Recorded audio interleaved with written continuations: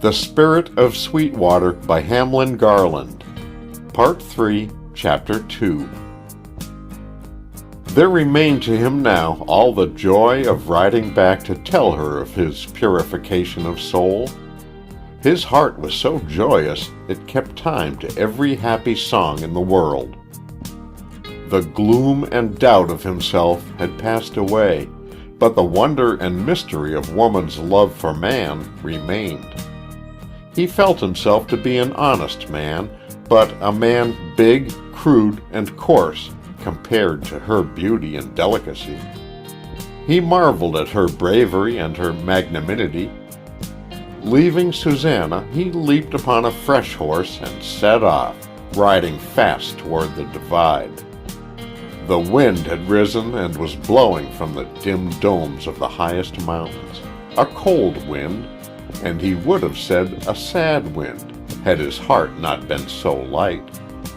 As it was, he lifted his bared forehead to it exultantly. He put behind him, so far as in his power lay, all thought of the great wealth he had given away.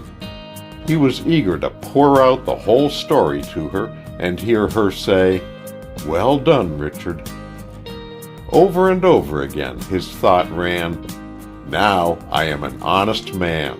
I am not worthy of her, but at least my heart is clean."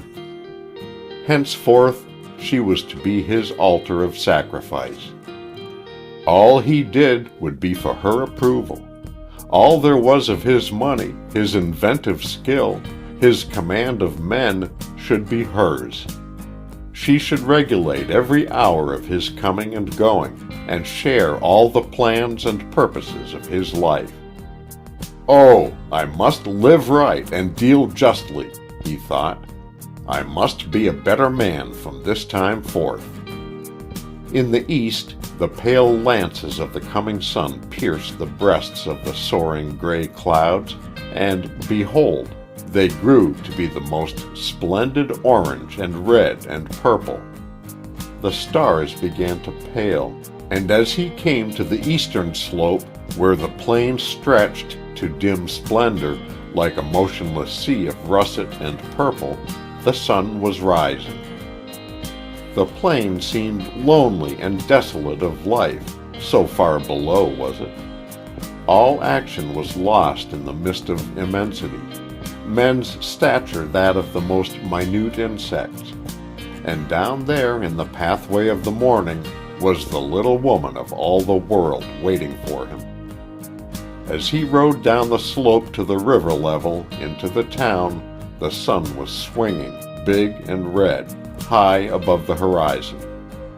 His long ride had made him look wan and pale, but he ordered coffee and a biscuit, and was glad to find it helped him to look less wan and sorrowful.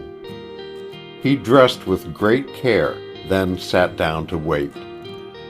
At 7:30 o'clock he sent a note to her. "I have not forgotten. When do you breakfast?" She replied, "Good morning, dearest. Breakfast is ready. Come as soon as you can." He entered the room with the heart of a boy, the presence of an athlete. He was at his prime of robust manhood, and his physical pride was unconscious. She was proud of him, and met him more than halfway in his greeting. Her face was still slender and delicate of color, but in her eyes was a serene brightness, and her lips were tremulous with happiness. She led him to the little table. "Now you mustn't call this breakfast," she explained. "This is a private cup of coffee to sustain us through the ordeal. We all breakfast immediately after the ceremony." "I've had one breakfast this morning." She looked dismayed. "At least a roll and a cup of coffee," he hastened to explain. "However, I think I could eat all there is here and not be inconvenienced." They sat down and looked at each other in silence. She spoke first. "Just think, this is the last time you will ever sit down with Miss Ross." You seem to be sad about it." "I am, and yet I am very happy. I don't suppose you men can understand, but a woman wants to marry the man she loves, and yet she is sad at leaving girlhood behind. Now let me see, you take 2 lumps, don't you? I must not forget that. It makes the waiter stare when a wife can't remember how many lumps of sugar her husband takes." He felt his courage oozing away, and so began abruptly, "Elise, I have a story to tell, and a confession to make to you." She looked a little startled. "That sounds ominous, Richard, like the villain in the play, only he makes his confession after marriage." He was very sober indeed now. "That's the reason I make mine now. I want you to know just what I am before you marry me."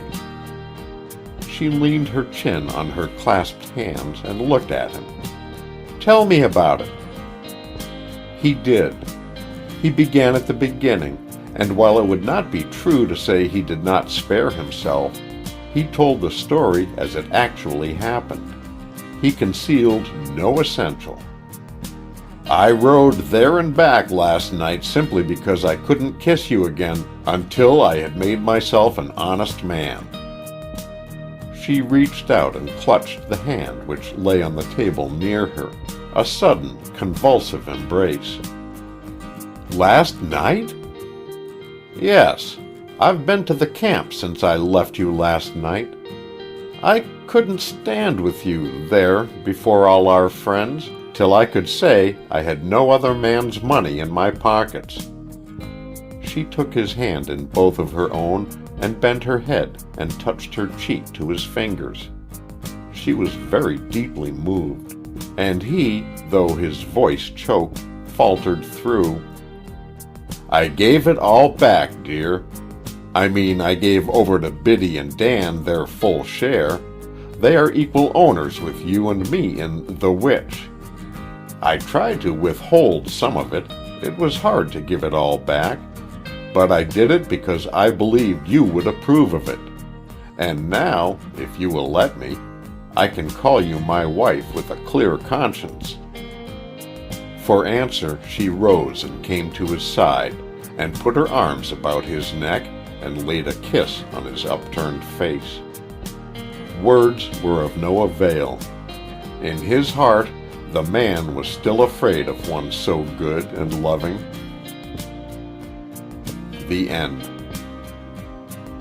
End of The Spirit of Sweetwater by Hamlin GARLAND. This recording has been by Roger Moline.